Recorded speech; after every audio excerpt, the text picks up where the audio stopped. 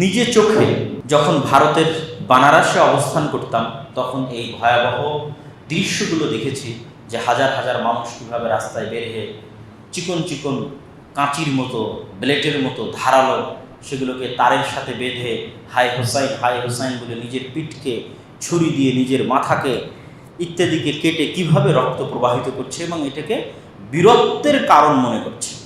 যে যত বেশি এই কাজে বীরত্ব দেখাতে পারছে, নিজেকে যে যত কষ্ট দিতে পারছে, সে যেন হোসাইন রাদিয়াল্লাহু তাআলা আনহুকে সবচেয়ে বেশি ভালোবাসে বা আলে বাইতকে সবচেয়ে বেশি ভালোবাসে।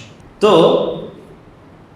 এই যে আশুরার দিনের এই বিভ্রান্তি সম্পর্কে কিছু তথ্য আমাদের জানা থাকা দরকার, এবং এই দিনের যে প্রকৃত ইতিহাস যেটা হাদিস থেকে আমরা জানলাম সেটাও আমাদের জানা থাকা দরকার। আশুরা মুহররম, আশুরা শব্দের অর্থ হচ্ছে দশম। যেমন আমরা বলি প্রথম, দ্বিতীয়, তৃতীয়, চতুর্থ, বলতে বলতে দশমতম দিন, 10 নম্বর দিন। তো আরবিতে 10 গণনা করার জন্য আশারা শব্দটি ব্যবহার হয়, আর সেই আশারাকে যখন 10th বা দশম করা হয়েছে তখন আরবিতে সেটি আশুরা রূপ লাভ করেছে। তো আশুরা মুহররম মানে মুহররম মাসের 10 নম্বর দিন বা দশম দিন। এই দিন সম্পর্কে কোরআন এবং হাদিসে কি পাওয়া যায়? প্রথমত, এই দিনটি যে মাসে অবস্থিত সেই মাসটি একটি হারাম মাস, যা এই মাসের নামেই প্রমাণিত। মাসটির নাম হচ্ছে মুহররম। মুহররম মানে যা হারাম করা হয়েছে, যা হারাম করা হয়েছে তাকে আরবিতে বলা হয় মুহররম। যে কোনো কিছু যা হারাম করা হয়েছে তাকে আরবিতে তার অনুবাদ করলেই দাঁড়াবে মুহররম। তো মাসের নামটি প্রমাণ করছে যে এই মাস একটি হারাম মাস, এবং পরপর 3টে হারাম মাস। মোট হারাম মাস হচ্ছে 4টে, আর এই 4টি হারাম মাস মানুষ নির্ধারণ করেননি, আল্লাহ নির্ধারণ করেছে। 10 বছর, 15 বছর, 1400 বছর, 2000 বছর থেকে নির্ধারণ করেননি। যেই দিন থেকে আল্লাহ আসমান এবং জমিন সৃষ্টি করেছেন সেই দিন থেকে নির্ধারণ করেছেন। পবিত্র কোরআনে আল্লাহ সুবহানাহু ওয়া তাআলা বলেন, ইন্না ইদ্দাতাশ শুহুরি ইনদাল্লাহ 12 শাহরা। আল্লাহর নিকটে মাসের গণনা 12টি। মানুষের নিকটে 12টি এটা বলেন, মাসের গণনা আল্লাহর নিকটেই 12টি। ফি কিতাবিল্লাহ, আল্লাহ যে তাকদীরের কিতাব লিখেছেন লাওহে মাহফুজ, আল্লাহর কিতাবেই মাসের গণনা 12টা। কবে থেকে? ইয়াউমা খালাকাস সামাওয়াতি ওয়াল আরদ, যেই দিন থেকে আল্লাহ আসমান এবং জমিন সৃষ্টি করেছেন সেই দিন থেকে। যেদিন থেকে আসমান এবং জমিন সৃষ্টি হয়েছে সেদিন থেকে আল্লাহর কিতাবে মাসের গণনা 12টা। মিনহা আরবাআতুন হুরুম, আর এই 12টি মাসের মধ্যে 4টি হচ্ছে হারাম মাস। ফালা তাজলিমু ফিহিন্না আনফুসাকুম, এই 4টি হারাম মাসে তোমরা তোমাদের উপর জুলুম করিও না। জুলম মানে গুনাহ, অত্যাচার। হয় মানুষ অন্যের উপর অত্যাচার করে গুনাহ করে, আর না হয় নিজের উপর অত্যাচার করে গুনাহ করে। তো নিজের উপর অত্যাচার, সেটা গান শোনা থেকে শুরু করে যত রকমের দুনিয়াতে অপরাধ আছে সব হচ্ছে নিজের নাফসের উপর অত্যাচার। আর মানুষের যেটা ক্ষতি করছেন সেটা হচ্ছে মানুষের উপর অত্যাচার। তো দুটিই হচ্ছে অত্যাচার, একটি নিজের নাফসের উপর আর একটি মানুষের উপর। তো এই হারাম মাসগুলোতে তোমরা নিজের উপর অত্যাচার করিও না।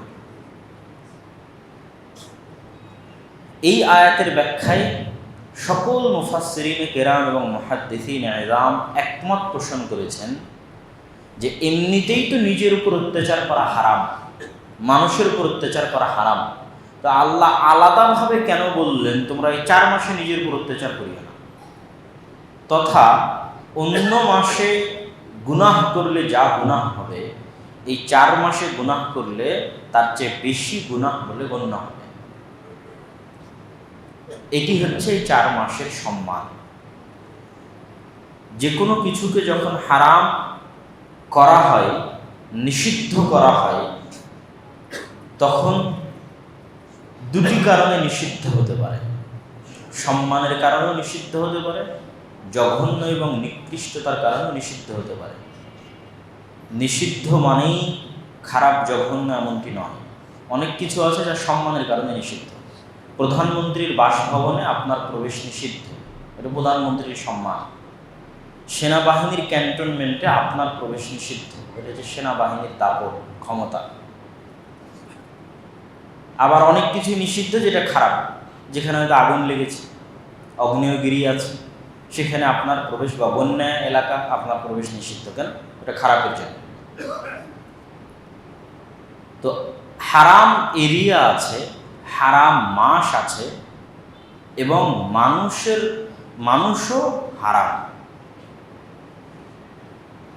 তাহলে হারাম এরিয়া কি? মক্কার হারাম এরিয়া, মদিনার হারাম এরিয়া, যেই এরিয়ার মধ্যে বিধর্মীদের প্রবেশ নিষিদ্ধ, যেই এরিয়ার মধ্যে বাহিরের অনেক হালাল কাজ হারাম। বাহিরে গাছ কাটা হালাল, পাখি শিকার করা হালাল, কিন্তু এই হারাম এরিয়ার মধ্যে গাছ কর্তন করা, পাখি শিকার করা, এগুলো হারাম। ঠিক হাজিরা যখন এহরাম বাঁধে, ওটাও হারাম। এহরাম হারাম থেকে এসেছে। হাজিরা যখন এহরাম বাঁধে তখন এমন কিছু হালাল কাজকে নিজের উপর হারাম করে নেয় যা এহরামের বাইরে হালাল। যেমন বিয়ে করা এহরাম অবস্থার বাইরে হালাল, কিন্তু যখন এহরাম করে নিয়েছে তখন হারাম। নখ কর্তন করা, চুল কর্তন করা, স্ত্রীর সাথে সহবাস করা, বিভিন্ন অনর্থক গল্প গুজব করা ইত্যাদি আরও যা আছে, তো এগুলো তার যখন এহরামের বাহিরে আছে তখন হালাল, কিন্তু যখন এহরাম অবস্থায় আছে তখন সেটা হারাম। তাহলে হারাম এরিয়া, এহরাম অবস্থায় হারাম, হারাম মাস। তো হারাম মাসের মূল হুকুম কি? হারাম মাসে কি হারাম? হারাম মাসে মূলত যুদ্ধ বিগ্রহ হারাম। হারাম মাসে মেইনলি মূলত যুদ্ধ বিগ্রহ হারাম। কোনো মুসলিম শাসক কোনো ইসলামী খেলাফতের জন্য অ্যাটাকিং কোনো যুদ্ধ, ব্যাটল ফিল্ড নতুন করে উন্মোচন করা হারাম মাসে নিষিদ্ধ। কেউ যদি চাপিয়ে দেয় আত্মরক্ষার জন্য করবে, আর যদি ইসলামী খেলাফা মুসলিম রাষ্ট্র যুদ্ধ করতে চায় নিজে থেকে, তাহলে হারাম মাসের বাইরে শুরু করবে। হারাম মাসে কেন নিষিদ্ধ? পরপর যে 3টা মাস হারাম করা হয়েছে, 3 মাসে হাজিরা যেন স্বাচ্ছন্দ্যে সমগ্র পৃথিবী থেকে হজ করার জন্য মক্কায় আসতে পারে এবং ফিরে যেতে পারে, হজের 1 মাস আগে আর 1 মাস পরে। তাহলে হজ জুলহজ মাসে হচ্ছে, জুলহজ মাসের আগের মাস জুলকাদা হারাম, জুলহজ মাস নিজে হারাম, আর জুলহজ মাসের পরের মাস মুহররম, যেটার আলোচনা আমরা আজকে করছি, সেটি হারাম। কেন? হাজিরা যেন নিরাপদে ফিরে আসতে পারে, এই জন্য যুদ্ধ বিগ্রহ হারাম, নিষিদ্ধ মেইনলি। তাহলে পরপর 3 মাস, আর ভিন্নভাবে আর একটা মাস হচ্ছে হারাম মাস, সেটি রজব। যেন মানুষ বছরের কোনো সময় যদি ওমরা করতে চায়, তাহলে যেন স্বাচ্ছন্দ্যে নিশ্চিন্তে ওমরা পালন করতে পারে। আর আরেকটা বললাম কি, মানুষ হারাম। তাহলে হারাম এরিয়া, হারাম মাস, এহরাম অবস্থায় হারাম, মানুষ হারাম। মানুষের রক্ত, মানুষের সম্পদ এবং মানুষের ইজ্জত নিষিদ্ধ, মানুষের সম্মানের জন্য নিষিদ্ধ।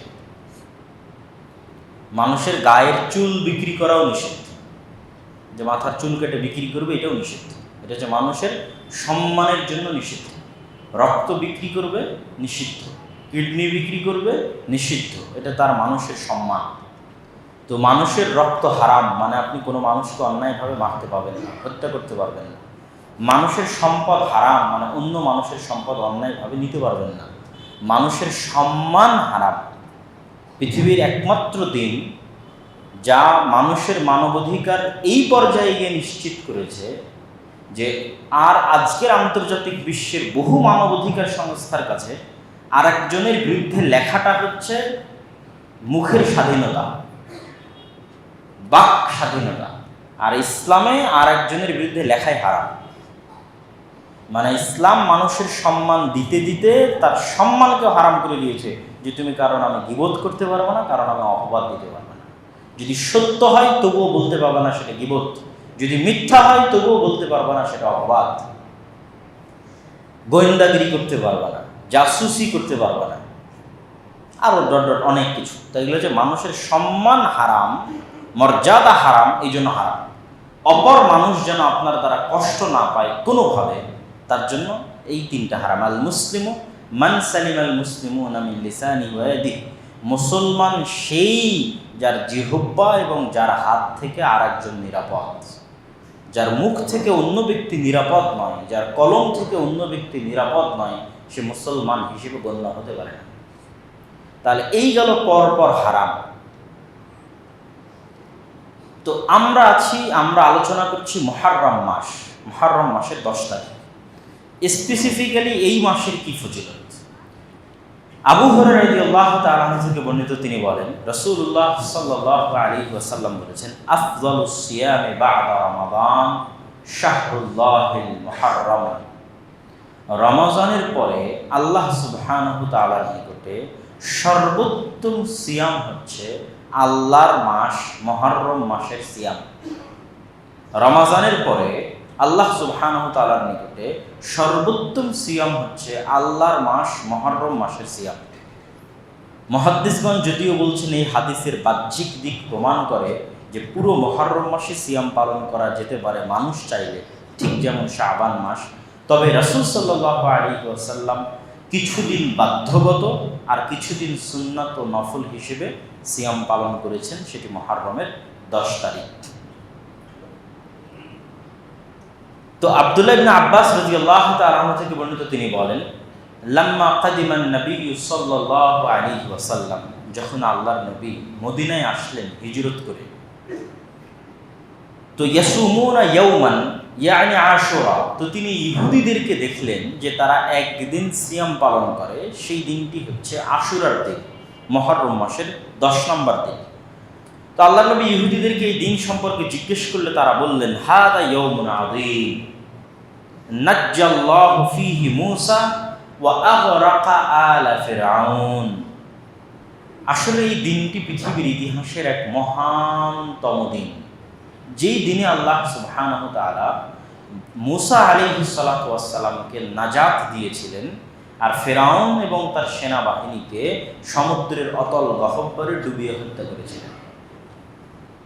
তথা নাজাতে মূসার দিন আর ফিরআউনের ধ্বংস ও পতনের দিন। ফাসামা মূসা শুকরান লিল্লাহ। তো এই দিনে তারপর থেকে প্রত্যেক বছর মূসা আলাইহিস সালাতু ওয়াস সালাম সিয়াম পালন করতেন আল্লাহর শুকরিয়া আদায় করার জন্য, যে এই দিনে আল্লাহ সুবহানাহু ওয়া তাআলা আমাকে ফিরআউনের মতো পৃথিবীর ইতিহাসের এক ভয়ঙ্করতম ভয়াবহতম শাসকের কবল থেকে মুক্তি দিয়েছেন, তাও সম্পূর্ণ আল্লাহর দয়ায়, আমার কোনো শক্তি ক্ষমতায় নয়। তো এই জন্য আল্লাহ সুবহানাহু ওয়া তাআলার শুকরিয়া আদায় স্বরূপ আমি এই দিনে সিয়াম পালন করব। ফাসামা মূসা শুকরান লিল্লাহ। তো মূসা আলাইহিস সালাতু ওয়াস সালাম সিয়াম পালন করতেন আল্লাহর শুকরিয়া আদায় করার জন্য। তখন মুহাম্মদ সাল্লাল্লাহু আলাইহি ওয়াসাল্লাম বললেন, আনা আউলা বিমূসা মিনহুম, আমি মূসার শুকরিয়া আদায়করণের বেশি হকদার তোমাদের চাইতে। তোমরা যারা ইহুদি আছো তাদের চাইতে আমি মুহাম্মদ সাল্লাল্লাহু আলাইহি ওয়াসাল্লাম বেশি হকদার, যে মূসা আলাইহিস সালামের খুশিতে খুশি হব আর মূসা আলাইহিস সালামের দুঃখে দুঃখ হব। ফাসামাহু ওয়া আমারা বিসিয়ামি, রাসূল সাল্লাল্লাহু আলাইহি ওয়াসাল্লাম সিয়াম রাখলেন এবং সিয়াম রাখার আদেশ দিলেন, তথা সিয়াম এটা ফরজ হয়ে গেল। এবং এই সিয়াম যে কিছুদিন ফরজ ছিল তার প্রমাণে আয়েশা রাদিয়াল্লাহু তাআলা আনহা বলেন, عن عائشة رضي الله تعالى عنها قالت كانت قريش تصوم عاشوراء। আয়েশা রাদিয়াল্লাহু তাআলা আনহা বলছেন, জাহিলি যুগেও মানুষ আশুরার সিয়াম পালন করত, ফিল জাহিলিয়া, জাহিলি যুগে। ওয়া কানা নবী সাল্লাল্লাহু আলাইহি ওয়াসাল্লাম ইয়াসুমুহু, আল্লাহর নবীও জাহিলি যুগে, মাক্কি যুগে, মক্কা থেকে হিজরত করার পরে এই দিনে সিয়াম পালন করতেন। কিন্তু ফালাম্মা হাজারা, যখন তিনি হিজরত করলেন মদিনায় আর ইহুদিদের নিকট থেকে কারণটা জানলেন, আমার বিসিয়ামি, তখন তিনি মুসলমানদেরকে এই দিনে সিয়াম পালনের ওপেন আদেশ দিলেন। কিন্তু লাম্মা ফারাদাল্লাহু সুবহানাহু তাআলা শাহরা রমাদান, যখন আল্লাহ সুবহানাহু তাআলা রমাজানের সিয়ামকে ফরজ করে দিলেন পুরো এক মাস, সিয়াম পালনকে উম্মতে মুহাম্মাদের জন্য ফরজ করে দিলেন, তখন রাসূল সাল্লাল্লাহু আলাইহি ওয়াসাল্লাম বললেন, মান শাআ সামাহু ওয়া মান শাআ তারাকাহু। আরেক হাদিসে আছে যে আল্লাহ সুবহানাহু ওয়া তাআলা যখন রমাদানের সিয়াম ফরজ করে দিলেন, তখন রাসূল সাল্লাল্লাহু আলাইহি ওয়াসাল্লাম বললেন, এটি ইয়াউমুম মিন আইয়ামিল্লাহ, আশুরার এই দিনটা আল্লাহর দিনগুলোর একটি দিন, তোমরা চাইলে এই দিনে সিয়াম পালন করতে পারো, তোমরা চাইলে এই দিনে সিয়াম ছাড়তে পারো। এই গেল আশুরার দিনের যে সংক্ষিপ্ত ইতিহাস। তো এই সংক্ষিপ্ত ইতিহাস বলতে গিয়ে এতটুকু আমাদের অবশ্যই বলতে হয় যে আশুরার দিন আমাদের দেশে যেই হিসেবে পালিত হয়ে থাকে এবং যেই হিসেবে উদযাপিত হয়ে থাকে, রাষ্ট্রীয় টিভি চ্যানেল থেকে শুরু করে, পেপার পত্রিকা থেকে শুরু করে, ফেসবুক ইউটিউব থেকে শুরু করে সাধারণ জনগণের মধ্যে, সেটি হচ্ছে এই দিনে হোসাইন রাদিয়াল্লাহু তাআলা আনহু কারবালার প্রান্তরে শহীদ হয়েছিলেন। এই কারণে এই দিনে তারা শোক মিছিল, তাজিয়া মিছিল, আরবিতে তাজিয়া শব্দের অর্থ হচ্ছে শোক, তো তাজিয়া মিছিলকে বাংলায় বলা হচ্ছে শোক মিছিল। এমনকি এই শোক পালনের জন্য তারা নিজের উপর জুলুম করে, আর এই নিজের উপর জুলুম করাটা আল্লাহর সরাসরি কোরআনের ওই আদেশের বিরুদ্ধে। যে আয়াতটা দিয়ে আজকের বক্তব্য আমরা শুরু করেছি, যে আয়াতে আল্লাহ বলছেন যে 4টা মাস আমি হারাম করেছি, তার একটা মাস মুহররম, এই মাসগুলোতে তোমরা নিজেদের উপর জুলুম করিও না। আল্লাহর সরাসরি এই আদেশের বিরুদ্ধে গিয়ে একদল মানুষ নিজেদের উপর জুলুম করে। এবং আমি নিজে চোখে যখন ভারতের বানারসে অবস্থান করতাম, তখন এই ভয়াবহ দৃশ্যগুলো দেখেছি, যে হাজার হাজার মানুষ কীভাবে রাস্তায় বের হয়ে চিকন চিকন কাঁচির মতো, ব্লেটের মতো ধারালো, সেগুলোকে তারের সাথে বেঁধে হাই হোসাইন বলে নিজের পিঠকে ছুরি দিয়ে, নিজের মাথাকে ইত্যাদিকে কেটে কিভাবে রক্ত প্রবাহিত করছে, এবং এটাকে বীরত্বের কারণ মনে করছে। যে যত বেশি এই কাজে বীরত্ব দেখাতে পারছে, নিজেকে যে যত কষ্ট দিতে পারছে, সে যেন হোসাইন রাদিয়াল্লাহু তাআলা আনহুকে সবচেয়ে বেশি ভালোবাসে, বা আলে বাইতকে সবচেয়ে বেশি ভালোবাসে। তো এই যে আশুরার দিনের এই বিভ্রান্তি সম্পর্কে কিছু তথ্য আমাদের জানা থাকা দরকার, এবং এই দিনের যে প্রকৃত ইতিহাস, যেটা হাদিস থেকে আমরা জানলাম, সেটাও আমাদের জানা থাকা দরকার। তো এই বিভ্রান্তি সম্পর্কে কিছুক্ষণ বলি। এই বিভ্রান্তির মূল ভিত্তিটা হচ্ছে আলে বাইতের প্রতি মহাব্বত। আলে বাইত মানে বাড়ি, বাইতুন নবী মানে নবীর বাড়ি। তো আলে বাইত মানে নবীর বাড়ির যারা অধিবাসী, রাসূল সাল্লাল্লাহু আলাইহি ওয়াসাল্লামের বাড়িতে যারা থাকেন, রাসূল সাল্লাল্লাহু আলাইহি ওয়াসাল্লামের যারা আত্মীয় স্বজন, তাদের প্রতি মহাব্বত বা ভালোবাসা। এটা হচ্ছে তাদের ট্রাম্প কার্ড, যে তারা এইটার আড়ালে, যে আমরা আলে বাইতকে ভালোবাসি, এটার আড়ালে তাদের এই সমস্ত অবৈধ, অনৈতিক এবং ইসলামে নিষিদ্ধ হারাম কাজগুলো পরিচালনা করে থাকে। কিন্তু সামনে দেখাই কি, যে আমরা হচ্ছে আলে বাইতকে ভালোবাসি, আর যারা আমরা আহলুস সুন্নাহ ওয়াল জামাআহ আছি, আমরা হচ্ছে আলে বাইতের শুদ্ধ, নাউযুবিল্লাহ মিন যালিক। তো আমরা আলে বাইতকে ভালোবাসি না, তার সবচেয়ে বড় দলিল হচ্ছে রাসূলুল্লাহ সাল্লাল্লাহু আলাইহি ওয়াসাল্লাম আমাদেরকে যে দরুদ শিক্ষা দিয়ে গেছেন, সেই দরুদ, আল্লাহুম্মা সাল্লি আলা মুহাম্মাদিন ওয়া আলা আলি মুহাম্মাদ। হে আল্লাহ, আপনি রহমত বর্ষণ করুন মুহাম্মাদের প্রতি এবং মুহাম্মাদের পরিবারের প্রতি। এটাই আলে বাইত, আলে মুহাম্মাদ, আলে বাইত। কামা সাল্লাইতা আলা ইব্রাহিম ওয়া আলা আলি ইব্রাহিম, যেমন আপনি রহমত এবং দয়া বর্ষণ করেছেন ইব্রাহিম আলাইহিস সালাতু ওয়াস সালামের প্রতি এবং ইব্রাহিমের পরিবারের প্রতি। আল্লাহুম্মা বারিক আলা মুহাম্মাদ ওয়া আলা আলি মুহাম্মাদ। হে আল্লাহ, আপনি রহমত এবং বরকত নাজিল করুন মুহাম্মদ সাল্লাল্লাহু আলাইহি ওয়াসাল্লাম এবং তার পরিবারের প্রতি, যেমন আপনি রহমত এবং বরকত নাজিল করেছেন ইব্রাহিম আলাইহিস সালাতু ওয়াস সালাম এবং তার পরিবারের প্রতি।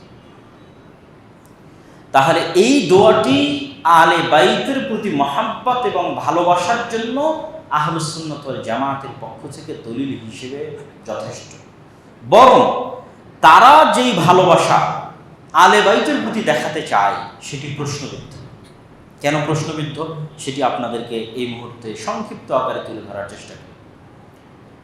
আলে বাইতের প্রতি ভালোবাসা দেখাতে গিয়ে তারা শুধুমাত্র হুসাইন ইবনে আলী রাদিয়াল্লাহু তাআলা আনহুমা আজমাইন, আলী রাদিয়াল্লাহু তাআলা আনহু, যিনি আল্লাহর নবীর চাচা আবু তালেবের সন্তান, আল্লাহর নবীর মেয়ে ফাতেমার জামাই, চতুর্থ খলিফা আলী রাদিয়াল্লাহু তাআলা আনহু, আশারা মুবাশশিরিন বিল জান্নাহ, যে 10 জন জান্নাতের সুসংবাদ প্রাপ্ত তাদের একজন। আলী রাদিয়াল্লাহু তাআলা আনহুর 2 সন্তান হাসান এবং হুসাইন রাদিয়াল্লাহু তাআলা আনহু, যাদেরকে আল্লাহর নবী সাইয়্যিদা শাবাবে আহলিল জান্নাহ, জান্নাতের যুবকদের সর্দার হিসেবে ঘোষণা করেছেন হাসান এবং হুসাইন রাদিয়াল্লাহু তাআলা আনহুকে। তাদের একজন হচ্ছেন হুসাইন রাদিয়াল্লাহু তাআলা আনহু, যিনি রাজনৈতিক মতভেদের কারণে ইয়াজিদের শাসন আমলে ইরাকের কুফা নগরীর কারবালা প্রান্তরে কুফার যিনি গভর্নর ছিলেন উবাইদুল্লাহ বিন জিয়াদ, তার নেতৃত্বে যে যুদ্ধ হচ্ছিল সেই যুদ্ধাবস্থায় মৃত্যুবরণ করেন। এখানে কয়েকটা জিনিস মাথায় রাখতে হবে। ইয়াজিদ ইবনু মুআবিয়া ইবনু আবি সুফিয়ান বা উমাইয়া খেলাফত, তাদের দারুল হুকুমাহ, তাদের রাজধানী হচ্ছে সিরিয়ার রাজধানী দামেস্ক। যেমন আমাদের বাংলাদেশের রাজধানী হচ্ছে ঢাকা। হ্যাঁ, আমার এরিয়াতে এই জিনিসটা সংঘটিত হচ্ছে, আমার পক্ষ থেকে আদেশ আছে তাকে যেন কুফায় প্রবেশ করতে না দেওয়া হয়, কিন্তু আমার পক্ষ থেকে এরকম কোনো আদেশ নাই যে তাকে হত্যা করতে হবে। তথা ইয়াজিদের পক্ষ থেকে এরকম কোনো আদেশের প্রমাণ পাওয়া যায় না যে সে হুসাইন রাদিয়াল্লাহু তাআলা আনহুকে হত্যার আদেশ জারি করেছিলেন। তবে অবশ্যই তাকে এই শর্ত না মানলে যেন কুফায় ঢুকতে না দেওয়া হয় এই আদেশ ছিল। কিন্তু তিনি ছিলেন ইরাক থেকে বহু দূরে আর এক দেশ সিরিয়া, সেই সিরিয়ার রাজধানী দামেস্কে। আর এখানে অন দ্য ফিল্ডে, গ্রাউন্ডে, ইরাকের কুফায় হুসাইন রাদিয়াল্লাহু তাআলা আনহুর বিরুদ্ধে যুদ্ধ করছিল উবাইদুল্লাহ বিন জিয়াদ, এবং সরাসরি যারা হত্যায় সংযুক্ত ছিল তাদের মধ্যে একজনের নাম হচ্ছে সিমার। তো অবশ্যই প্রত্যেকটি হত্যা নিন্দনীয়। শুধু হুসাইন রাদিয়াল্লাহু তাআলা আনহুর কথা নয়, আল্লাহ সুবহানাহু ওয়া তাআলা একজন মুমিন এবং মুসলিমের হত্যাকে কতটা ভয়াবহ রূপদান করেছেন যে পুরো দুনিয়ার মানুষকে হত্যা করার সমান একজন মুসলমানের হত্যা করা অন্যায়। আর একজন মানুষকে বাঁচিয়ে দেওয়া পৃথিবীর সকল মানুষকে বাঁচিয়ে দেওয়া। আর এক হাদিসে রাসূল সাল্লাল্লাহু আলাইহি ওয়াসাল্লাম বলেছেন, একজন মানুষকে অন্যায়ভাবে হত্যা করা কাবা ঘর ধ্বংস করার চাইতে বড় গুনাহ। তথা আল্লাহর নিকটে একটা মানুষের নিরপরাধ মানুষের আত্মার মূল্য কাবা ঘরের চাইতে বেশি। তথা আমি নিজে হাতে কাবা ঘর ভেঙে দিব, তাতে আমি যত বড় অপরাধ করবো, আমি নিজে হাতে একজন মানুষকে অন্যায়ভাবে হত্যা করবো তার চেয়ে বড় অপরাধ করব। তো হত্যা অবশ্যই নিন্দনীয়, কিন্তু আমাদের মাথায় রাখতে হবে যে ইসলামের ইতিহাসে এরকম মাজলুম অবস্থায় হুসাইন রাদিয়াল্লাহু তাআলা আনহুর চাইতেও যারা শ্রেষ্ঠতম তারা নিহত হয়েছে। যেমন ওমর রাদিয়াল্লাহু তাআলা মানুষের আক্রমণে হত্যায় নিহত হয়েছে। উসমান রাদিয়াল্লাহু তাআলা আনহু, যিনি 3য় খলিফা, তাকে কোরআন পাঠরত অবস্থায় তার ঘরের মধ্যে চারিদিক থেকে আবদ্ধ করে মানুষ তাকে হত্যা করেছে। এরকম আরো বহু বড় বড় সাহাবী তারা বিভিন্ন রাজনৈতিক কারণে হত্যার শিকার হয়েছে।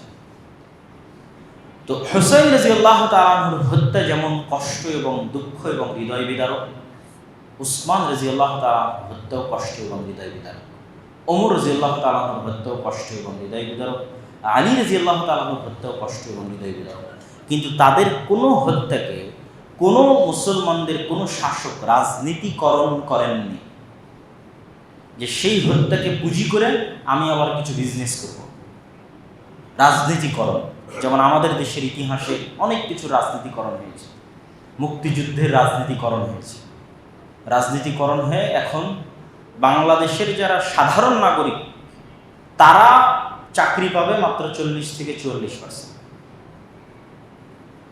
আর নির্দিষ্ট কিছু মানুষ এবং তাদের সন্তানেরা, যারা দেশের হয়তো 100 ভাগ মানুষের 2% হতে পারে, তারা চাকরি পাবে দেশের 56%-এরও বেশি বা 56%-এর কাছাকাছি। এটা হচ্ছে কোনো একটা কিছুর রাজনীতিকরণ এবং বৈষম্য।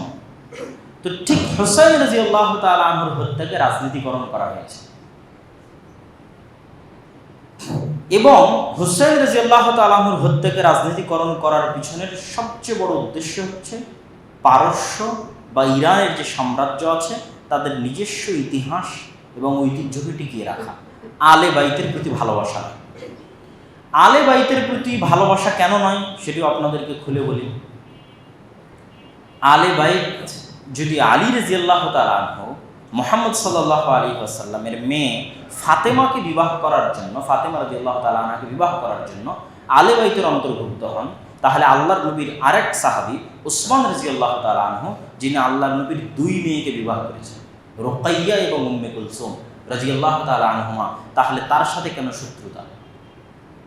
তাহলে তো এটা কোশ্চেন আলে বাইতের প্রতি ভালোবাসা না। যিনি 1 মেয়েকে বিবাহ করলেন তার প্রতি সীমাহীন ভালোবাসা, আর যিনি 2 মেয়েকে বিবাহ করলেন তার প্রতি তার একটু বেশি ভালোবাসা হওয়া উচিত উসমান রাদিয়াল্লাহু তাআলার প্রতি, কিন্তু তার প্রতি বিদ্বেষ। আর যদি আমি বলি রাসূল সাল্লাল্লাহু আলাইহি ওয়াসাল্লামের চাচা আবু তালেবের সন্তান হওয়ার জন্য আলী ইবনে আবি তালেব রাদিয়াল্লাহু তাআলা আনহু এবং তার পরবর্তী সন্তানদের প্রতি অত্যধিক ভালোবাসা থাকে, তা আবু তালেবের তো আরও সন্তান ছিল, যেমন জাফর ইবনে আবি তালেব। মুতার যুদ্ধে রাসূল সাল্লাল্লাহু আলাইহি ওয়াসাল্লাম যাকে সেনাপতি করেছিলেন এবং যিনি মুতার যুদ্ধে শহীদ হয়ে গেছিলেন, যার শাহাদাতের খবর শুনে রাসূল সাল্লাল্লাহু আলাইহি ওয়াসাল্লামের মদিনায় 2 চোখ দিয়ে অশ্রু ঝরছিল। এবং রাসূল সাল্লাল্লাহু আলাইহি ওয়াসাল্লাম যখন মক্কায় অবস্থানরত, তখন আবিসিনিয়ায় যেই কাফেলাগুলো হিজরত করেছিল, ইথিওপিয়ায় হাবাসায় যেই কাফেলাগুলো হিজরত করেছিল, ওই হিজরত করা কাফেলাগুলোর সর্দার ছিলেন জাফর ইবনে আবি তালেব। এবং হাবাসার বাদশার দরবারে মুসলমানদেরকে থাকার জায়গার ব্যবস্থা করে দেওয়ার যে আলোচনা মুনাজারা, সেটাতে নেতৃত্ব দিয়েছিলেন জাফর ইবনে আবি তালেব রাদিয়াল্লাহু তাআলা। তার সন্তানেরা তো আছে, তার সন্তানেরা কি আলে বাইতের অন্তর্ভুক্ত নয়? রাসূল সাল্লাল্লাহু আলাইহি ওয়াসাল্লামের শুধু একজন চাচা ছিলেন না যারা ইসলাম গ্রহণ করেছেন। রাসূল সাল্লাল্লাহু আলাইহি ওয়াসাল্লামের আরেক চাচা হামজা ইবনে আব্দুল মুত্তালিব, তিনি ইসলাম গ্রহণ করেছেন। রাসূল সাল্লাল্লাহু আলাইহি ওয়াসাল্লামের আরেক চাচা আব্বাস ইবনে আব্দুল মুত্তালিব রাদিয়াল্লাহু তাআলা আনহুমা, তিনিও ইসলাম গ্রহণ করেছেন। তো আব্বাস ইবনে আব্দুল মুত্তালিবের নিজের ছেলে হচ্ছে আব্দুল্লাহ বিন আব্বাস রাদিয়াল্লাহু তাআলা আনহু, যার অসংখ্য হাদিসের গ্রন্থে ঘুরে বেড়াচ্ছে। তো তারা কি আলে বাইতের অন্তর্ভুক্ত নয়? তাহলে রাসূল সাল্লাল্লাহু আলাইহি ওয়াসাল্লামের স্ত্রীরা কি আলে বাইতের অন্তর্ভুক্ত নয়? আল্লাহ সুবহানাহু ওয়া তাআলা নিজে কোরআন মাজিদে রাসূল সাল্লাল্লাহু আলাইহি ওয়াসাল্লামের স্ত্রীদেরকে আলে বাইতের অন্তর্ভুক্ত বলে ঘোষণা করেছেন। আল্লাহ সুবহানাহু ওয়া তাআলা কোরআন মাজিদে ইয়া নিসা আন-নবী লাস্তুন্না কাআহাদিন মিনান নিসা, সূরা আহজাবের 32 নম্বর আয়াত। হে নবীগণ, হে নবীর স্ত্রীগণ, ইয়া নিসা আন-নবী, হে নবীর স্ত্রীগণ, তোমরা অন্য সাধারণ মহিলাদের মতো নও। তারপর আল্লাহ সুবহানাহু ওয়া তাআলা তাদেরকে আদেশ দিচ্ছেন পর্দা করবে, ঘর থেকে বের হবে না, দিয়ে শেষে কোরআনের আয়াতের শেষে ইন্নামা ইউরিদুল্লাহ লিইউযহিবা আনকুমুর রিজসা আহলাল বাইতি ওয়া ইতাহহিরাকুম তাতহীরা। আল্লাহ সুবহানাহু ওয়া তাআলা আহলুল বাইত, এতক্ষণ যে আলে বাইত আমরা শব্দ ব্যবহার করলাম সেটি আহলুল বাইত। আল্লাহ সুবহানাহু ওয়া তাআলা মুহাম্মদ সাল্লাল্লাহু আলাইহি ওয়াসাল্লামের পরিবারকে অপবিত্রতা থেকে পবিত্র করতে চান। ভালো অমন্দ কোনো জিনিস যেন তার পরিবারে প্রবেশ না করে, এই জন্য তিনি এই বিধান নাজিল করছেন তার স্ত্রীদের জন্য। এখানে আল্লাহ সুবহানাহু ওয়া তাআলা তার স্ত্রীদেরকে সরাসরি আহলুল বাইত বলে সম্বোধন করেছেন। তো আয়েশা রাদিয়াল্লাহু তাআলা আনহাকে আল্লাহর নবীর স্ত্রী, উম্মাহাতুল মুমিনিন, কিন্তু আয়েশা রাদিয়াল্লাহু তাআলা আনহার প্রতি মন ভরা বিদ্বেষ, বুক ভরা হিংসা। আয়েশা রাদিয়াল্লাহু তাআলা আনহার নামে ছাগলকে প্রহার করা, আয়েশা রাদিয়াল্লাহু তাআলা আনহাকে মক্কা মদিনা বিজয় করতে পারলে তার কবর থেকে তুলে তার লাশকে আগুনে জ্বালিয়ে দেওয়া এবং আয়েশা রাদিয়াল্লাহু তাআলা আনহাকে গালি দেওয়া, আর মুখে মুখে বলবেন আপনি আলে বাইতকে ভালোবাসেন। তাহলে আপনি আলে বাইতকে ভালোবাসার ট্রাম্প কার্ড ব্যবহার করে কোনো দুরভিসন্ধি আপনার আছে যে রাজনীতি আপনি করতে চাচ্ছেন। সম্মানিত উপস্থিতি, এবার আসি মুআবিয়া রাদিয়াল্লাহু তাআলা আনহু এবং তার পিতা আবু সুফিয়ান। ইয়াজিদের জন্য আমাদের কোনো কথা নাই, আমরা ইয়াজিদের পক্ষেও না, আমরা ইয়াজিদের বিরুদ্ধেও না। আমরা ইয়াজিদের প্রশংসাও করতে চাই না, আমরা ইয়াজিদকে অভিশাপও দিতে চাই না। ইয়াজিদের যদি কোনো অপরাধ থাকে তার বিচার আল্লাহ সুবহানাহু ওয়া তাআলা কিয়ামতের মাঠে করবেন। ইয়াজিদ আমাদের নিকটের সাধারণ 10 জন মুসলমানের মতো একজন মুসলমান, সাধারণ 10 জন মুসলিম শাসকের মতো একজন মুসলিম শাসক। হাজ্জাজ ইবনে ইউসুফ মুসলিম শাসক, অত্যাচার করত, জুলুম করত, তার মতো একজন মুসলিম শাসক ইয়াজিদ। কিন্তু মুআবিয়া রাদিয়াল্লাহু তাআলা আনহু, ইয়াজিদের বাবা মুআবিয়া রাদিয়াল্লাহু তাআলা আনহু এবং তার বাবা আবু সুফিয়ান রাদিয়াল্লাহু তাআলা আনহু দুইজনই আল্লাহর নবীর সাহাবী। তাদের দুইজনকে অপমান করা, অপদস্থ করা, গালিগালাজ করা এবং আলে বাইতের শত্রু হিসেবে চিহ্নিত করা, আমরা এটির শক্ত বিরোধী। দুটো কারণ বলি। এক, মুআবিয়া ইবনে আবি সুফিয়ান রাদিয়াল্লাহু তাআলা আনহুরাও রাসূল সাল্লাল্লাহু আলাইহি ওয়াসাল্লামের বংশধর। কিভাবে রাসূল সাল্লাল্লাহু আলাইহি ওয়াসাল্লামের বংশধর? রাসূল সাল্লাল্লাহু আলাইহি ওয়াসাল্লামের বংশনামা হচ্ছে মুহাম্মদ ইবনে আব্দুল্লাহ ইবনে আব্দুল মুত্তালিব ইবন হাশিম ইবন আব্দে মানাফ, আব্দে মানাফের ছেলে হাশিম, হাশিমের ছেলে আব্দুল মুত্তালিব, আব্দুল মুত্তালিবের ছেলে আব্দুল্লাহ, আব্দুল্লাহর ছেলে মুহাম্মদ সাল্লাল্লাহু আলাইহি ওয়াসাল্লাম। তো এই যে আব্দে মানাফ, যার ছেলে হাশিম, বানু হাশিম, এই আব্দে মানাফের আরেক ছেলের নাম হচ্ছে আব্দে শামস। সেই আব্দে শামসের ছেলের নাম উমাইয়া এবং উমাইয়ার ছেলের নাম হচ্ছে হারব, হারবের ছেলের নাম হচ্ছে সখর এবং সখরের ছেলের নাম হচ্ছে আবু সুফিয়ান। তথা খুব বেশি দূরে গিয়ে মুআবিয়া ইবনে আবি সুফিয়ান রাসূল সাল্লাল্লাহু আলাইহি ওয়াসাল্লামের আত্মীয় নয়, কাছে গিয়েই আত্মীয়। হ্যাঁ, আল্লাহ সুবহানাহু ওয়া তাআলা পুরো পৃথিবীর মধ্যে ইব্রাহিম আলাইহিস সালামের বংশকে চয়ন করেছেন, আর ইব্রাহিম আলাইহিস সালামের বংশের মধ্যে কুরাইশ বংশকে চয়ন করেছেন, আর কুরাইশ বংশের মধ্যে বানু হাশিমকে চয়ন করেছেন, আর বানু হাশিমের মধ্যে মুহাম্মদ সাল্লাল্লাহু আলাইহি ওয়াসাল্লামকে চয়ন করেছেন।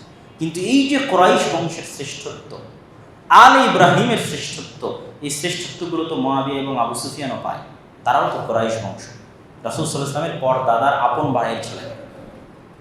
1 নম্বর পয়েন্ট। 2 নম্বর পয়েন্ট, মুআবিয়া ইবনে আবি সুফিয়ান রাদিয়াল্লাহু তাআলা আনহুর আপন বোন এবং আবু সুফিয়ান রাদিয়াল্লাহু তাআলা আনহুর কন্যা উম্মে হাবিবা রাদিয়াল্লাহু তাআলা আনহা রাসূল সাল্লাল্লাহু আলাইহি ওয়াসাল্লামের স্ত্রী।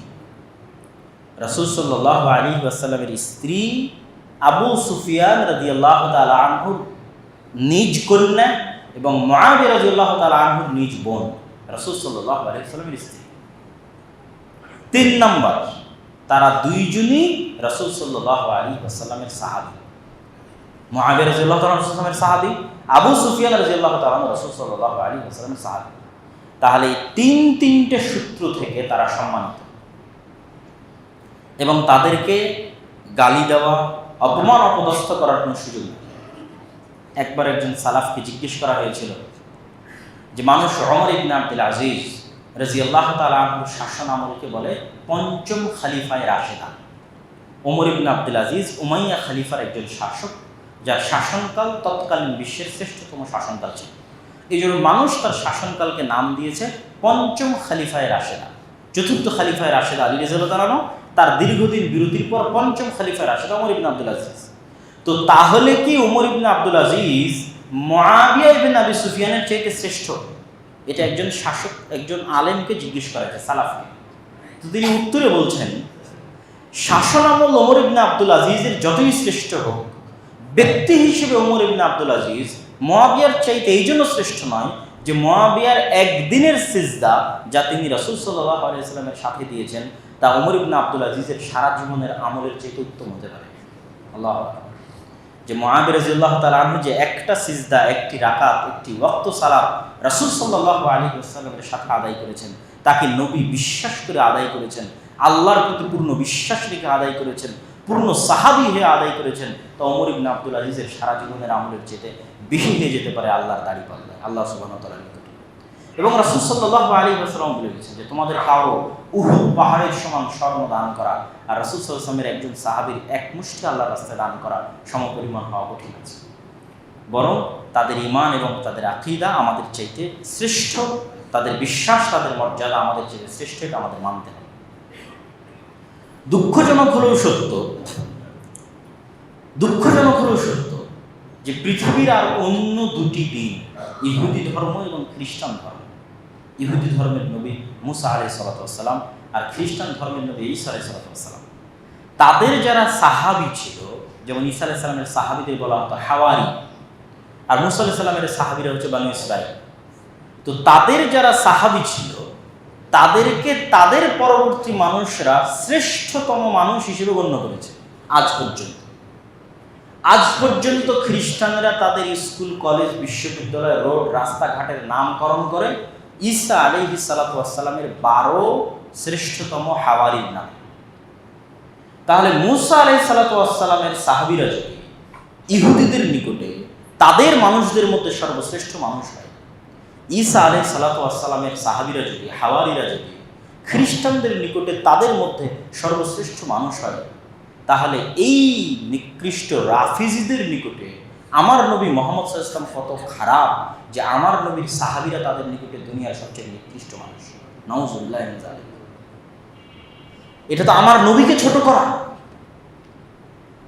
যে আলী রাদিয়াল্লাহু তাআলা আনহু নিজে বলছেন যে রাসূল সাল্লাল্লাহু আলাইহি ওয়াসাল্লামের সাথে আমাদের যখনই সাক্ষাৎ হতো, যখনই কথা হতো, তার মুখ দিয়ে শুধু একটা বাক্যই বের হতো 99% সময়। কি সেই বাক্য? জিতু আনা ওয়া আবু বকর ওয়া ওমর, দাখালতু আনা ওয়া আবু বকর ওয়া ওমর, খারাজতু আনা ওয়া আবু বকর ওয়া ওমর। যে কোনো ঘটনা আল্লাহর নবী বলা শুরু করতেন, তার 99% সময় ঘটনার বাক্য এমন হতো যে আজকে আমি আবু বকর আর ওমর ওখানে গেছিলাম, আজকে আমি আবু বকর আর ওমর এই কাজটা করেছি, আজকে আমি আবু বকর এবং ওমর এই বাড়ি থেকে বের হয়েছি। তথা মানুষের তো বিভিন্ন ঘটনা থাকে তার জীবনের। তো রাসূল সাল্লাল্লাহু আলাইহি ওয়াসাল্লামের সাথে যখনই সাক্ষাৎ হতো, তো কোনো কিছু যখন বলতেন, তখন 99% সময় এটা থাকতো যে আমি আবু বকর ওমর, আমি আবু বকর ওমর, আমি আবু বকর ওমর। তো যেই আবু বকর এবং ওমর 24 ঘন্টা রাসূল সাল্লাল্লাহু আলাইহি ওয়াসাল্লামের সাথে থাকলেন, সে আবু বকর ওমর যদি খারাপ হয়, তাহলে রাসূল সাল্লাল্লাহু আলাইহি ওয়াসাল্লাম তো ভালো হতে পারে না। তাহলে আজকের যারা রাফিজি, তাদের নিকটে যদি ওমর রাদিয়াল্লাহু তাআলা চিরশত্রু হয়, ঘৃণার পাত্র হয়, তাহলে অবশ্যই বাই ডিফল্ট আমার নবী মুহাম্মদ সাল্লাল্লাহু আলাইহি ওয়াসাল্লাম তার কাছে ঘৃণার পাত্র।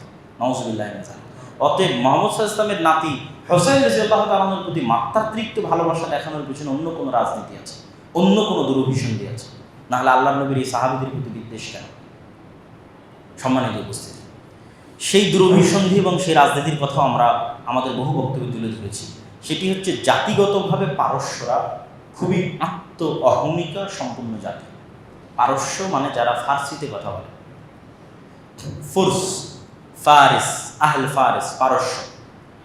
তো ইসলাম পৃথিবীর যেখানেই প্রবেশ করেছে সেখানে ওই অঞ্চলের মানুষের ভাষা, সংস্কৃতি, কৃষ্টি, কালচার সব পরিবর্তন করে দিয়েছে। কোথায় আন্দালুস, স্পেন, মক্কা থেকে যদি ইরানের রাজধানীর দূরত্ব মাপা হয়, তাহলে মক্কা থেকে স্পেনের আন্দালুস অনেক বেশি দূর হবে, 2 ডবল 3 ডবল হবে। অথচ স্পেনে যখন ইসলাম গেছে, তখন স্পেনের মানুষ নিজের ভাষায় ভুলে গেছে। ওদের ভাষা কী ছিল সেটা ভুলে গেছে। আরবি হয়ে গেছে ওদের ভাষা, ইসলামের কৃষ্টি কালচার হয়ে গেছে ওদের কৃষ্টি কালচার। কিন্তু একমাত্র পারস্যরা ইসলামকে পূর্ণাঙ্গরূপে হৃদয়ঙ্গম করতে পারেনি, মন থেকে। উদখুলু ফিস-সিলমি কাফা, পরিপূর্ণরূপে ইসলামে প্রবেশ করে, এটা তারা পারে না। এটি না পারার কারণে তাদের যেই রাজকুমারী বন্দী অবস্থায় কাদিসিয়ার যুদ্ধ পরবর্তী ওমর রাদিয়াল্লাহু তাআলার শাসন আমলে পারস্য সাম্রাজ্য মাটির নিচে, পায়ের নিচে তছনছ হয়ে যায়। তো পারস্য সাম্রাজ্যের রাজকুমারী যখন বন্দী অবস্থায় মদিনায় আসে, তখন ওমর রাদিয়াল্লাহু তাআলা তার শ্রেষ্ঠত্ব এবং তার মর্যাদার কারণে, যেহেতু সে আরেক রাজার কন্যা, তার শ্রেষ্ঠত্ব, তার মর্যাদার কারণে হোসাইন রাদিয়াল্লাহু তাআলার সাথে বিবাহ বন্ধনে আবদ্ধ করে দেন ওমর রাদিয়াল্লাহু তাআলা নিজে, তার শাসন আমলে, তার খেলাফত আমলে, রাজকুমারীর সম্মানের কারণে। এই একটা ওসিলা বা অজুহাত তারা পেয়ে যায় যে হোসাইন রাদিয়াল্লাহু তাআলা এবং তার পরবর্তী বংশধরকে যদি আমরা ধরে রাখতে পারি, তাহলে ওই যে আমাদের অতীত পারস্য সাম্রাজ্যের একটা নিশানি, একটা আলামত বা একটা চিহ্ন আমরা ধরে রাখতে পারলাম। অতএব হোসাইন রাদিয়াল্লাহু তাআলা এবং তার সন্তানেরাই আমাদের কাছে সবকিছু। আর যার হাতে আমাদের পারস্য সাম্রাজ্য ধ্বংস হয়ে গেল, ওমর রাদিয়াল্লাহু তাআলা, সে হচ্ছে আমাদের সবচেয়ে বড় শত্রু। এটা ছাড়া আর কোনো কারণ আমাদের জানা নাই। লজিক্যাল আর কি কারণ হতে পারে ওমর রাদিয়াল্লাহু তাআলা আনহুকে গালি দেওয়ার আর আয়েশা রাদিয়াল্লাহু তাআলা আনহাকে গালি দেওয়ার আর তাদের সাথে শত্রুতা করার? তো সম্মানিত উপস্থিতি, অতএব কখনোই এটি আলে বাইতের প্রতি ভালোবাসা নয়, বরং এটি ইসলামের প্রতি বিদ্বেষ এবং এক দুরভিসন্ধিমূলক রাজনীতি। অতএব 10ই মুহররম আনন্দের দিন, খুশির দিন। এই আনন্দের দিন, এই খুশির দিন ঘোষণা হয়েছে হোসাইন রাদিয়াল্লাহু তাআলা আনহুর ওই দিনে মৃত্যুর বহু আগে। আর যখন রাসূল সাল্লাল্লাহু আলাইহি সাল্লাম মারা গেছেন তখন তো ওহী আসা বন্ধ। তাহলে রাসূল সাল্লাল্লাহু আলাইহি সাল্লামের মৃত্যুর এত বছর পর, 40, 45, 50 বছর পর হোসাইন রাদিয়াল্লাহু তাআলা আনহু মারা যাচ্ছেন, ওইটা কখনোই দিনের অন্তর্ভুক্ত হতে পারে না। কেন? দিনই তো বন্ধ হয়ে গেছে, দিনে ঢোকার রাস্তাই তো বন্ধ হয়ে গেছে। যার মাধ্যমে ঢুকবেন তিনি তো 50 বছর আগে পৃথিবী দিয়ে চলে গেছেন সাল্লাল্লাহু আলাইহি ওয়াসাল্লাম। তাহলে কখনোই হোসাইন রাদিয়াল্লাহু তাআলা আনহুর মৃত্যু কেন্দ্রিক কোনো আমল, কোনো কাজ ইসলামের অন্তর্ভুক্ত হতে পারে না। আর কাজটা যখন হারাম, অন্যায়, সেটা তো আরো হতে পারে না। সেটা নিজেকে অত্যাচার করা, নিজের উপর মারা, এটা এমনি হারাম। ইসলামে আরো হারাম কি? একজন মানুষের শোক পালন এতদিন চলে না, সর্বোচ্চ 3 দিন চলতে পারে। স্বামীর মৃত্যুতে স্ত্রীর শোক পালন সর্বোচ্চ 4 মাস 10 দিন চলতে পারে। কিন্তু আজ 1000 বছর পর ওই দিনে শোক পালন করা হবে, আর কোনো নজির ইসলামের ইতিহাসে নাই। থাকলে ওমর রাদিয়াল্লাহু তাআলা আনহুর মৃত্যুর দিনে শোক পালন করা হতো, থাকলে উসমান রাদিয়াল্লাহু তাআলা আনহুর হত্যার দিনে শোক পালন করা হতো, আলী রাদিয়াল্লাহু তাআলা আনহুর হত্যার দিনে শোক পালন করা হতো, মুহাম্মদ সাল্লাল্লাহু আলাইহি ওয়াসাল্লামের মৃত্যুর দিনে শোক পালন করা হতো। তারা হোসেন রাদিয়াল্লাহু তাআলা আনহুর চেয়ে বেশি শ্রেষ্ঠ। তাদের বিদায় আরো বেশি হৃদয় বিদারক এবং আরো বেশি ক্ষতিকারক উম্মতে মুসলিমার জন্য। অতএব পুরোটাই এটা একটা রাজনৈতিক এজেন্ডা এবং রাজনৈতিক দুরভিসন্ধি। এর সাথে ইসলামের দূরতম কোনো সম্পর্ক নেই। তাহলে ইসলামের সম্পর্ক আশুরা মুহররমের সাথে কি? ইসলামের সম্পর্ক আশুরা মুহররমের সাথে হচ্ছে নাজাতে মুসা।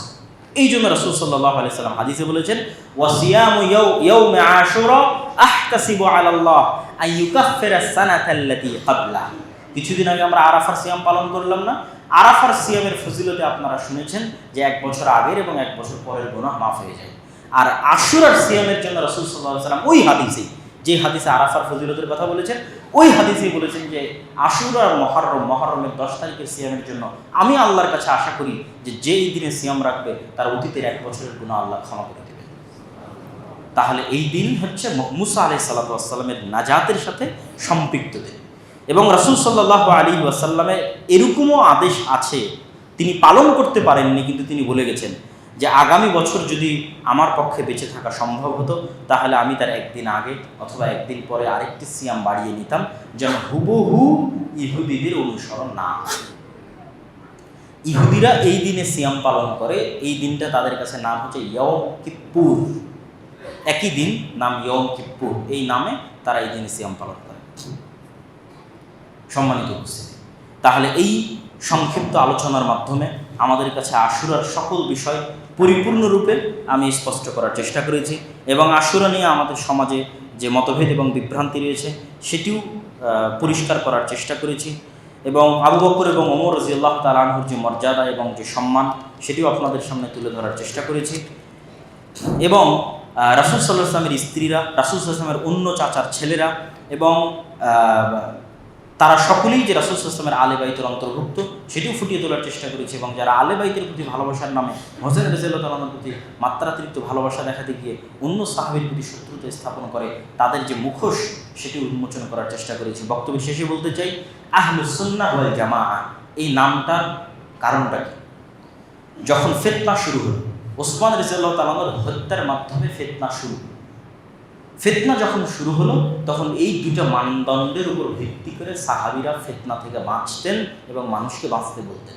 এক হচ্ছে সুন্নাহ, তুমি নিজেই কোরআন নিজের মতো বুঝিও না, ওর ব্যাখ্যায় হাদিস পেশ করো, কোরআনের ব্যাখ্যায় সুন্নাত পেশ করো। আহলুস সুন্নাহ আহলুল হাদিস একই জিনিস, আহলুল আসার একই জিনিস। কেননা খারিজিরা পথভ্রষ্ট হয়ে গেছিল নিজেই কোরআনের ব্যাখ্যা করতে গিয়ে। মাল্লাম ইয়াহকুম বিমা আনজালাল্লাহ ফাউলাইকা হুমুল কাফিরুন, যে আল্লাহর বিধান অনুযায়ী ফায়সালা করে না সব কাফের।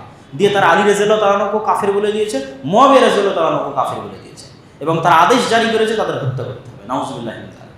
তখন আব্দুল্লাহ বিন আব্বাস তাদেরকে বোঝানোর জন্য গেছেন খারিজিদের কাছে এবং হাদিস দিয়ে দলিল দিচ্ছে যে এই আয়াতের যে ব্যাখ্যা তোমরা আজকে করতেছো, এই আয়াত আল্লাহর নবী সবচেয়ে ভালো বুঝে, আমরা সাহাবীরা সবচেয়ে ভালো বুঝি।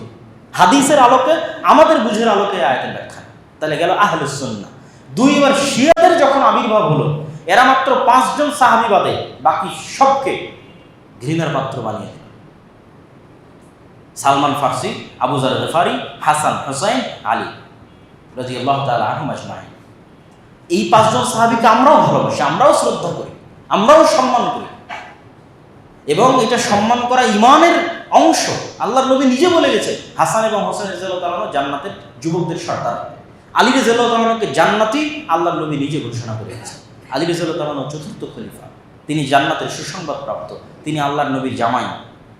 অতএব তাদের সম্মানে আমরা কোনো কমতি করি না। কিন্তু এই 5 জনকে বাদ দিয়ে বাকি সব সাহাবীকে ছোট করা, অপমান করা, অপদস্থ করা, মুআবিয়াকে, আবু সুফিয়ানকে, আবু বকরকে, ওমরকে, আল্লাহর নবীর স্ত্রী আয়েশা রাদিয়াল্লাহু তাআলা আনহাকে, ওমর রাদিয়াল্লাহু তাআলা আনহার কন্যা আল্লাহর নবীর স্ত্রী হাফসা রাদিয়াল্লাহু তাআলা আনহাকে, উসমান রাদিয়াল্লাহু তাআলা আনহুকে, যিনিও আল্লাহর নবীর জামাই, এক কন্যার নয় 2 কন্যার জামাই, তাদের প্রতি যে বিদ্বেষ, এটা কখনোই ইসলাম হতে পারে না। এই জন্য দ্বিতীয় পয়েন্ট দাঁড় করানো হয়েছে ওয়াল জামাআহ, আহলুস সুন্নতি ওয়াল জামাআহ। জামা মানে জামাআতুস সাহাবা, সাহাবীদের জামাতকে ভালোবাসতে হবে, প্রত্যেকটা সাহাবীকে ভালোবাসতে হবে। এই দুটো মানদণ্ডের উপর আপনি এখন সঠিক আকীদা এবং আমলের উপর থাকতে পারবেন। 1, কোরআনের ব্যাখ্যা করবেন সুন্নাত দিয়ে। 2, কোনো সাহাবীর প্রতি বিদ্বেষ রাখবেন না, সব সাহাবীর প্রতি সম্মান এবং মর্যাদা এবং ভালোবাসা রাখবেন। তাহলেই আপনি সঠিক দিন এবং সঠিক আমলের উপর আছেন। আল্লাহ সুবহানাহু ওয়া তাআলা আমাদেরকে আশুরা মুহররমের সিয়াম পালন করার সুন্নাত অনুযায়ী তৌফিক দান করুক। এই দিনের যে বিভ্রান্ত আকীদাগুলো রয়েছে, এই বিভ্রান্ত আকীদাগুলো থেকে বেঁচে থাকার তৌফিক দান করুক আল্লাহ, আমিন। বক্তব্যের শেষে আপনাদের কাছে করজোড়ে অনুরোধ থাকবে যে আমাদের যে প্রকাশনীগুলো রয়েছে, যে বক্তব্যগুলো রয়েছে, যে লেখনীগুলো রয়েছে, সেগুলোকে মূল্যায়ন করার চেষ্টা করবেন। বিশেষ করে মাসিক আল ইতিসাম আমাদের সবসময় আসা হয় না, মাসে হয়তো একবার আসার সুযোগ হয়। তো মাসিক আল ইতিসাম এই পত্রিকার সাথে শুধু বাংলাদেশের বড় বড় আলেম জড়িত নয়, বরং ভারতেরও বড় বড় আহলুল হাদিস আলেম জড়িত। প্রায় 4 থেকে 5 জন ভারতের বড় পণ্ডিত, যারা জামিয়া সালাফে ডাঙ্গিপাড়া পবা রাজশাহী শিক্ষক। শুধু তাই নয়, অচিরেই কিছুদিনের মধ্যে বাংলাদেশের ইতিহাসে এই প্রথমবারের মতো এত সর্ববৃহৎ দাওরা ইলমিয়া, যেখানে সৌদি আরবের 5 জন শিক্ষক, মদিনা ইসলামী বিশ্ববিদ্যালয় সহ আর অন্যান্য বিশ্ববিদ্যালয়ের 5 জন শিক্ষক একত্রে অংশগ্রহণ করবে। যেই দাওরা ইলমিয়াটা জামিয়া সালাফে ডাঙ্গিপাড়া পবা রাজশাহীতে হবে। অতএব এই প্রতিষ্ঠান থেকে বের হওয়া পত্রিকা মাসিক আল ইতিসাম এবং আমাদের যে লেখনীগুলো রয়েছে, সালাত, দোয়া, হজ, এবং আজকে যেমন বিভিন্ন বাতিল ফিরকার উপর আলোচনা করলাম, খারিজিদের উপর, শিয়াদের উপর, তাদের ঈমান কেন্দ্রিক কী সমস্যা, এগুলোর বিস্তারিত বর্ণনা মিন্নাতুল বারী 2য় খণ্ডে আপনারা পাবেন, কিতাবুল ঈমানের ব্যাখ্যায়। মিন্নাতুল বারী 1ম খণ্ড হয়তো অনেকেই নিয়েছেন, 2য় খণ্ড আমি নেওয়ার জন্য উদাত্ত আহ্বান জানাচ্ছি। আল্লাহ সুবহানাহু ওয়া তাআলা আমাদের সকলকে কবুল করুক, আল্লাহুম্মা আমিন।